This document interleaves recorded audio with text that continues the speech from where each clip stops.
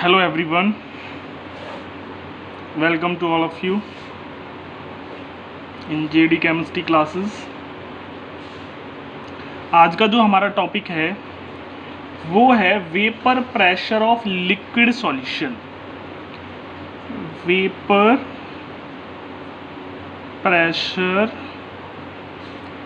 Of liquid solution. समझो जी होता क्या है। Vapour pressure of liquid solution क्या होता है? जो हमारा लिक्विड का सॉल्यूशन होता है, लिक्विड सॉल्यूशन क्या होता है? लिक्विड सॉल्यूशन का मतलब होता है जिसमें सॉल्वेंट क्या हो, लिक्विड हो। जिसमें सॉल्वेंट लिक्विड हो, ऐसे जो सॉल्यूशन होते हैं उनको लिक्विड सॉल्यूशन बोलते हैं।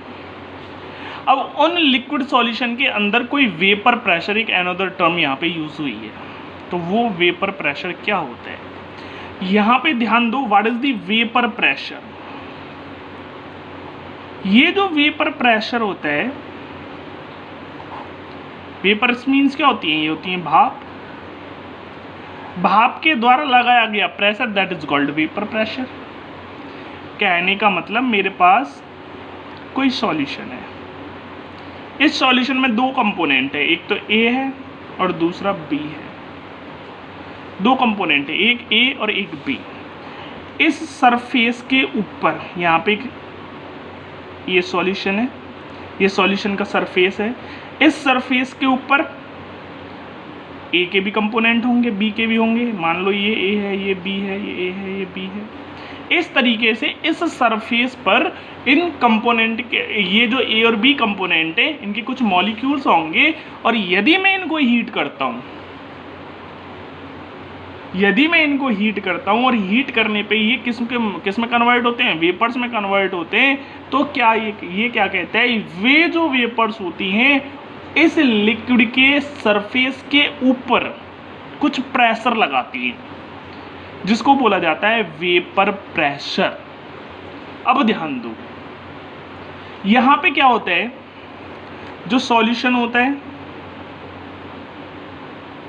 वो दो कंपोनेंट से मिलकर बना होता है, सॉल्यूट और सॉल्वेंट।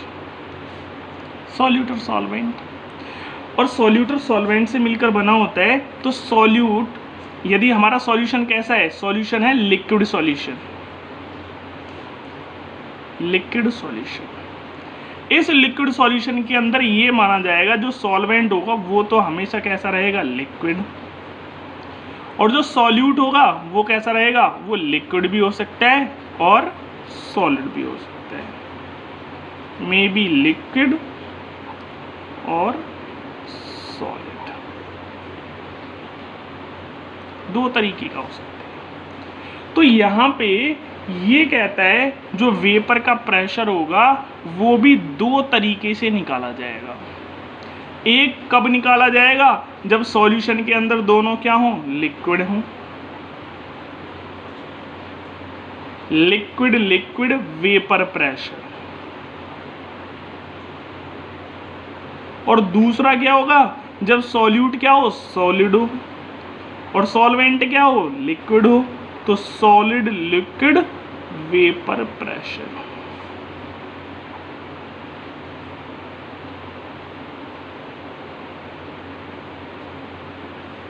दो तरीके से होते हैं। समझो, थोड़ा सा क्लियर कर देता हूं। मान के चलो ये मेरे पास एक कोई बर्तन है, इसमें सॉल्यूशन भरा हुआ है। जैसे हम क्या करते हैं, अपने घर में चाय बनाते हैं तो केतली में पानी लेते हैं। जैसे ही चाय को, वो पानी को हम गर्म करते हैं, धीरे धीरे पानी गर्म होता है, तो जो वो लिक्विड होता है, जो पानी होता है, वो पानी के जो मॉलिक्यूल्स होते हैं वो वेपर्स में कन्वर्ट होना शुरू हो जाते हैं। और जैसे ही वो वेपर्स में कन्वर्ट होते हैं तो जो वो मॉलिक्यूल्स होते हैं वो हल्के होते हैं। हल्के होने के कारण ऊपर की तरफ चले जाते हैं और कहाँ पे निकल जाते हैं? एटमॉस्फेयर में चले जाते हैं उसको छोड़ के। पर यदि मैं उस केतली के ऊपर एक ढक्कन रख देता हूँ, ढक्कन रख दिया। अब ढक्कन रखने से क्या होगा, ढक्कन रखने से वो जो पार्टिकल्स थे जो ऊपर की तरफ जा रहे थे, अब वो ढक्कन से टकराते हैं। ढक्कन से टकराने की वजह से वो बाहर तो निकल नहीं पाते क्योंकि ऊपर से ढक्कन लगा हुआ है। तो वहीं पे वो जो वेपर्स के मॉलिक्यूल हैं वो एक प्रेशर क्रिएट करते हैं, वो प्रेशर क्रिएट करते हैं इसी लिक्विड के सरफेस के ऊपर। यहां से ये लिक्विड है, इस लिक्विड से मान के चलो कुछ वेपर्स की मॉलिक्यूल निकल रहे हैं। यदि ये ऊपर से है बंद तो ये क्या होगा, यहाँ पे ये लिक्विड दोबारा से किस में कन्वर्ट होंगे, ड्रॉपलेट में कन्वर्ट होंगे। और ड्रॉपलेट में कन्वर्ट होने के कारण क्या होंगे, ये कुछ प्रेशर भी लगाएंगे। प्रेशर, ये इसके ऊपर जो प्रेशर लगाएंगे उसको तो बोला जाता है वेपर प्रेशर। वेपर्स का लिक्विड के सरफेस के ऊपर लगाया गया प्रेशर, भाप का अपने ही लिक्विड सरफेस के ऊपर लगाया गया प्रेशर वेपर प्रेशर कहलाता है। ये हो गया वेपर प्रेशर। अब आगे क्या होते हैं, ये जो ड्रॉपलेट्स होती है, जो भाप होती है ड्रॉपलेट्स में कन्वर्ट होती है, ड्रॉपलेट दोबारा से कहाँ आ जाती है, सॉल्यूशन में आ जाती है। इस तरीके से यहाँ पे एक इक्विलिब्रियम एग्जिस्ट होता है। मीन्स पहले लिक्विड, लिक्विड से किस में गया, वेपर्स में, और वेपर्स से दोबारा किस में आ गया, लिक्विड में। ऐसी जो कंडीशन होती है जब सॉल्यूशन वेपर्स में कन्वर्ट होता है और वेपर्स दोबारा से फिर सॉल्यूशन के अंदर आ जाते हैं, इक्विलिब्रियम की कंडीशन एग्जिस्ट हो जाती है। उस कंडीशन में जो वेपर्स का प्रेशर होता है अपने सॉल्यूशन के ऊपर, उसी को बोलते हैं वेपर प्रेशर। यहां पर जो डेफिनेशन होती है, जो डेफिनेशन होती है वेपर प्रेशर की, वो हम लिख सकते हैं the pressure exerted by the vapours. मैं लिख देता हूं यहां पे, the pressure exerted by vapours on the surface of its solution in equilibrium condition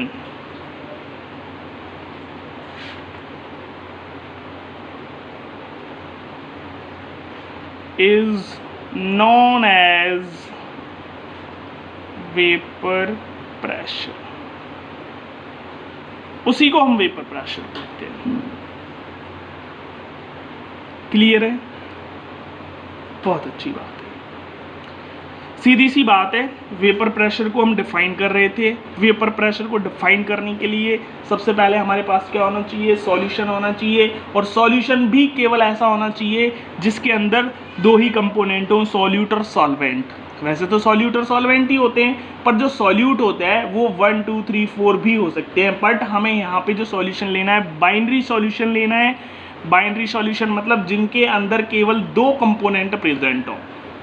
तो यहाँ पे दो कंपोनेंट जो होते हैं, एक सॉल्यूट होता है, दूसरा सॉल्वेंट होता है। सॉल्यूशन के अंदर यहाँ पे ये कहता है कि यदि तुम वेपर प्रेशर की बात करते हो सॉल्यूशन के अंदर, तो वेपर प्रेशर के दौरान जो सॉल्यूट होता है वो लिक्विड भी हो सकता है और सॉलिड भी हो सकता है। दो कंडीशन हो सकती हैं, सॉल्यूट लिक्विड भी हो सकता है और सॉल्यूट सॉलिड भी हो सकता है। अब जो यदि सॉल्यूट लिक्विड होगा तो वहां पे हम लिखते हैं लिक्विड लिक्विड वेपर प्रेशर, और यदि सॉल्यूट सॉलिड होता है तो उस वेपर प्रेशर को बोलते हैं सॉलिड लिक्विड वेपर प्रेशर। पहली बात। दूसरी बात क्या होती है, जो वेपर प्रेशर होता है वो हमेशा क्लोज्ड वेसल में ही एग्जिस्ट करता है, ओपन वेसल में एग्जिस्ट नहीं करता। यदि हम वेपर प्रेशर चेक करने लगें किस में, ओपन वेसल में। तो यदि हम उसको हीट करते हैं, जैसे ये वाली हमारी कोई बर्तन है, इसको मैं ऊपर से ढक्कन को हटा देता हूँ, नीचे से इसको हीट करता हूँ, हीट करने के बाद जो वेपर्स होता है वो बाहर निकल जाएगा, और बाहर जाने के बाद वो प्रेशर इसके ऊपर कोई, वो जो वेपर होगा वो इसके ऊपर कोई प्रेशर एग्जिस्ट नहीं करेगा। मीन्स इस सॉल्यूशन के ऊपर कोई वेपर प्रेशर नहीं होगा। जो वेपर प्रेशर होगा वो तभी होगा जब इसके ऊपर क्या होगा, कोई ढक्कन आएगा या फिर ये बिल्कुल क्लोज्ड होगा। और क्लोज्ड होने के बाद भी यदि ये लिक्विड सॉल्यूशन इक्विलिब्रियम में एग्जिस्ट करता है, और इक्विलिब्रियम में आने के बाद जब जो वेपर का जो प्रेशर होता है उसी को वेपर प्रेशर बोला जाता है। इक्विलिब्रियम कंडीशन में आने के बाद मीन्स जितना अमाउंट ऑफ लिक्विड वेपर्स में कन्वर्ट हो रहा है उतना ही अमाउंट ऑफ वेपर दोबारा से लिक्विड में कन्वर्ट हो रहा है। ऐसी जो कंडीशन होती है that is called equilibrium condition. और उस इक्विलिब्रियम कंडीशन पे पहुंचने के बाद, उस इक्विलिब्रियम कंडीशन पे पहुंचने के बाद तब हम एक प्रेशर मेजर करते हैं जो उन वेपर्स ने लगाया हुआ है। वो जो भाप है, उस भाप ने जो प्रेशर लगाया हुआ है इक्विलिब्रियम कंडीशन में पहुंचने के बाद, जब हमने जो वेपर वो प्रेशर था वो मेजर किया, तो उस प्रेशर को ही वेपर प्रेशर बोला गया। वो वेपर प्रेशर होता है। यदि इक्विलिब्रियम कंडीशन में ना आए, पहले ही तुम यदि उस वेपर का प्रेशर यहाँ पे मेजर करते हो तो वो होगा तो वेपर का ही प्रेशर, होगा तो भाप का ही प्रेशर, पर वो एग्जैक्ट डेफिनेशन नहीं होगी वेपर प्रेशर की। अब दूसरी बात जो होती है, ये तो हो गया क्लोज्ड और ओपन वेसल के लिए। दूसरी बात जो होती है वो यहाँ पे कहता है कि जो वेसल होती है उसके अंदर सॉल्यूशन है, और सॉल्यूशन के अंदर दो कंपोनेंट हैं, एक को मैं ए मान लूं और दूसरे को बी मान लूं, और वो कंपोनेंट उस सरफेस के ऊपर ऐसे आए हुए हैं। मान लो यदि ए और बी दोनों से मिलकर बनाया सॉल्यूशन, तो सरफेस के ऊपर जो मॉलिक्यूल होंगे वो ए के भी रहे होंगे और बी के भी रहे होंगे। मीन्स इनमें कुछ ए के होंगे कुछ बी के होंगे। जैसे 1 2 3 4 5 मॉलिक्यूल है, तो हो सकता है 3 ए के हों, बाकी 2 किसके हों, बी के हों। या फिर हो सकता है 3 बी के हों 2 ए के हों, या फिर हो सकता है 4 बी के हों। इस तरीके से यहाँ पे जो नंबर ऑफ मॉलिक्यूल हैं वो ए के भी होंगे और बी के भी होंगे। तो जो वेपर प्रेशर होगा वो दो कंपोनेंट की वजह से होगा। वेपर प्रेशर जो होगा वो दो कंपोनेंट की वजह से होगा। पहला कंपोनेंट ए, जिसको डिनोट करेंगे पी ए से, वेपर प्रेशर ऑफ ए। दूसरा जो कंपोनेंट होगा वो होगा बी, जिसको डिनोट करेंगे पी बी से। Vapour pressure of A and vapour pressure of B दो होते हैं। और यदि मैं बात करूं कि इस पूरा जो सॉल्यूशन है, इस पूरे सॉल्यूशन का वेपर प्रेशर क्या होगा, तो मैं पूरा टोटल वेपर प्रेशर की बात करता हूं, तो total vapour pressure is equal to क्या होगा, P A plus P B. इसको मैं यहाँ पी टोटल से भी डिनोट कर सकता हूं। ये होता है वेपर प्रेशर, और दूसरा होता है टोटल वेपर प्रेशर। अब यहां पे ध्यान देने वाली बात है, एक समझने की बात है, बहुत जरूरी है। क्या जो वेपर प्रेशर पी ए है, जो ए कंपोनेंट के कारण जो प्रेशर लगा हुआ है उसको पी ए बोला गया, बी कंपोनेंट के कारण जो प्रेशर लगा हुआ है उसको पी बी बोला गया। क्या ए कंपोनेंट कम या ज्यादा होने की वजह से vapour pressure of P A कम या ज्यादा हो सकता है? मेरा कहने का मतलब ये है कि यदि मैं ए के कंपोनेंट को कम कर देता हूं सॉल्यूशन के अंदर से, ए के कंपोनेंट को कम कर देता हूं सॉल्यूशन के अंदर से, तो क्या उसका वेपर जो प्रेशर होगा जो ए ने लगाया हुआ था, क्या वो कम हो जाएगा? दूसरा, यदि मैं बी के कंपोनेंट को कम कर दूं या फिर ज्यादा कर दूं, तो बी के कंपोनेंट ने जो वेपर प्रेशर लगाया था क्या वो भी चेंज होगा? यहाँ पे इन सारी चीज़ों को क्लियर करने के लिए एक साइंटिस्ट हुए थे, फ्रेंच साइंटिस्ट रॉल्ट्स। उन्होंने क्या बताया था, उन्होंने एक लॉ दिया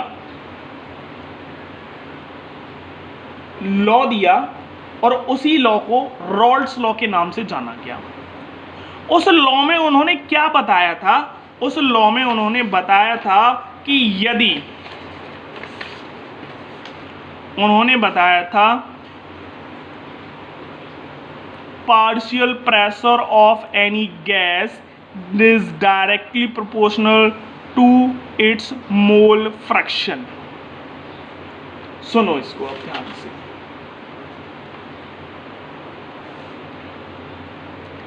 ये कहता है कि किसी भी सॉल्यूशन का जो वेपर प्रेशर होता है, किसी भी सॉल्यूशन का जो वेपर प्रेशर होता है वो डिपेंड करता है उसके अंदर जो कंपोनेंट प्रेजेंट होते हैं, जैसे यहाँ पे प्रेजेंट हैं ए और बी। यदि इन कंपोनेंट का नंबर सॉल्यूशन के अंदर ज़्यादा होगा तो वेपर प्रेशर भी ज़्यादा होगा, और यदि इन कंपोनेंट का नंबर सॉल्यूशन के अंदर कम होगा तो वो जो वेपर प्रेशर है वो भी कैसा होगा, कम होगा। तो मैं बात करता हूँ केवल एक जो सॉल्यूशन के अंदर कंपोनेंट ए जो प्रेजेंट होता है उसका वेपर प्रेशर कैसा होता है यदि कंपोनेंट ए बढ़ते हैं या घटते हैं। तो ये कहता है vapour pressure of A is directly proportional to mole fraction of ए।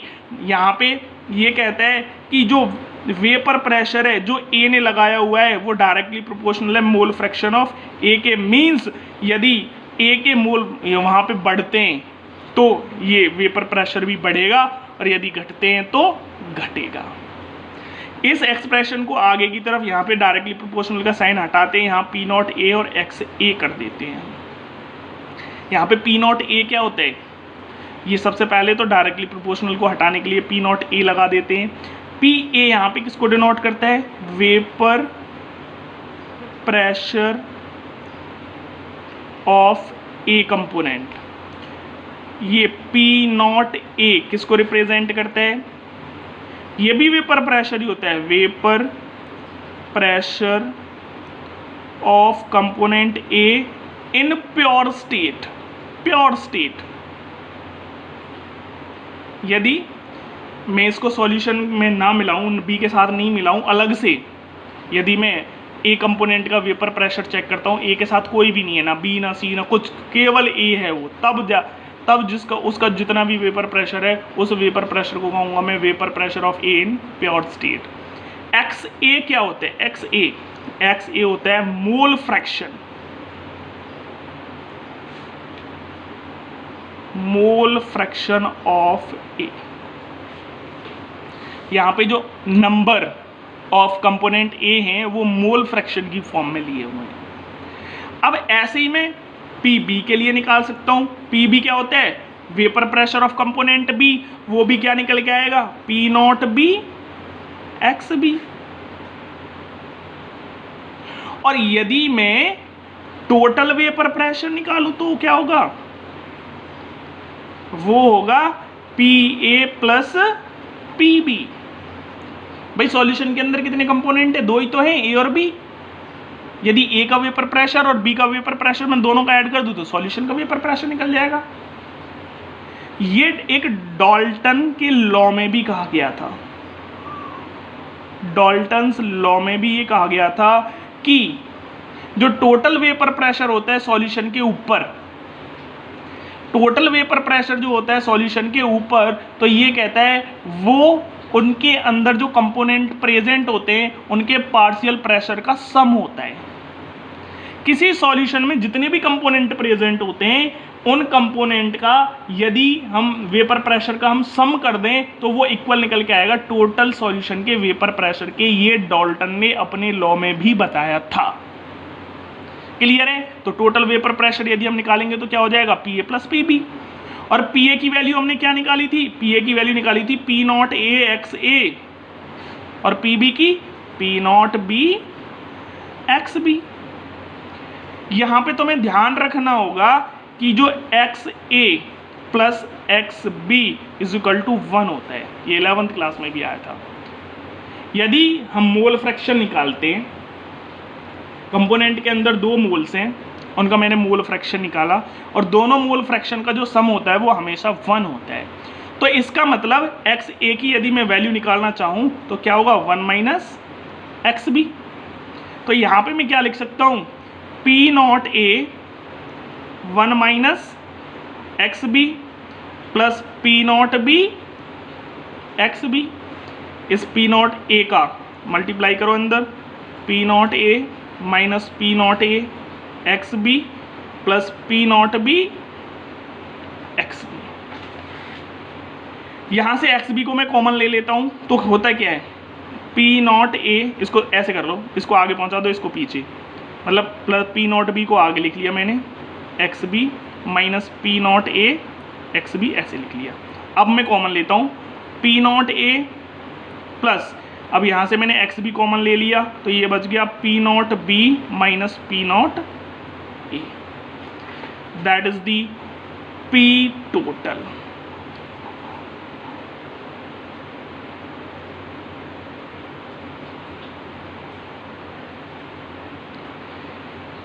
ये था वेपर प्रेशर। किसके लिए था, ये था liquid liquid vapour pressure. Means यदि कंपोनेंट ए भी लिक्विड है और कंपोनेंट बी भी लिक्विड है, या फिर मैं कहूँ कंपोनेंट सॉल्वेंट भी लिक्विड है और सॉल्यूट भी लिक्विड है। यदि दोनों ही लिक्विड हैं तो जो पी टोटल निकल के आएगा, सॉल्यूशन का जो पूरा टोटल जो प्रेशर निकल के आएगा, वेपर प्रेशर जो निकल के आएगा, वो इसके इक्वल निकल के आएगा। यहाँ पे ये खत्म हो जाता है। ये एक मैथमेटिकल एक्सप्रेशन है जो आगे हमें न्यूमेरिकल करने में हेल्प करेगा। अदरवाइज जो रॉल्ड्स लॉ होता है, रॉल्ड्स लॉ क्या कहता है, रॉल्ड्स लॉ ये पूरा नहीं होता, ये तो मैथमेटिकल एक्सप्रेशन है। रॉल्ड्स लॉ क्या होता है, रॉल्ड्स लॉ तो ये सिंपल कि बी कंपोनेंट का वेपर प्रेशर डायरेक्टली प्रोपोर्शनल होता है मोल फ्रैक्शन ऑफ बी के, और उस डायरेक्टली प्रोपोर्शनल के साइन को हटाने के लिए वहां पे हम पी नॉट बी का यूज कर लेते हैं। That is the Raoult's law. तो आज के लिए बस यही रॉल्ड्स लॉ, ये था लिक्विड लिक्विड सॉल्यूशंस के लिए। आगे नेक्स्ट जो करेंगे हम वो करेंगे Raoult's law for solid liquid solution, या फिर मैं कह सकता हूं Raoult's law for non volatile solute. इसके लिए करेंगे इसको हम, ये जो लिक्विड लिक्विड सॉल्यूशन होता है इसको हम दूसरे शब्दों में ये भी कह सकते हैं Raoult's law for volatile solute. Volatile solute क्या होता है, जो वेपर की फॉर्म में कन्वर्ट हो जाए। तो यहाँ पे लिक्विड लिक्विड तो दोनों ही लिक्विड हैं, तो दोनों ही वेपर में कन्वर्ट हो जाते हैं, इसलिए ये कहते हैं Raoult's law for volatile liquids. Okay, thank you.